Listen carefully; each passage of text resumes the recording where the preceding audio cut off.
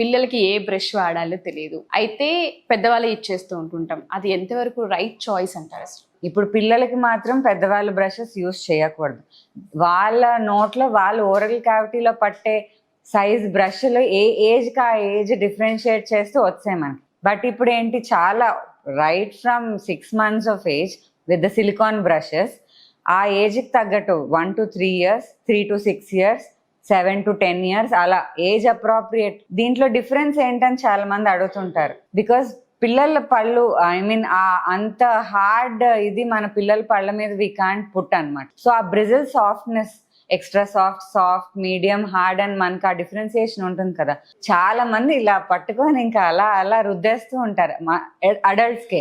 But చిల్డ్రన్కి వచ్చేసరికి వాళ్ళ teeth ఇంకా లైక్ దే ఆర్ జస్ట్ అంటే they are just erupting are coming out కదా. ఎనామిల్ ఇంకా just a thin layer of ఎనామిలే ఉంటుంది వాళ్ళకి.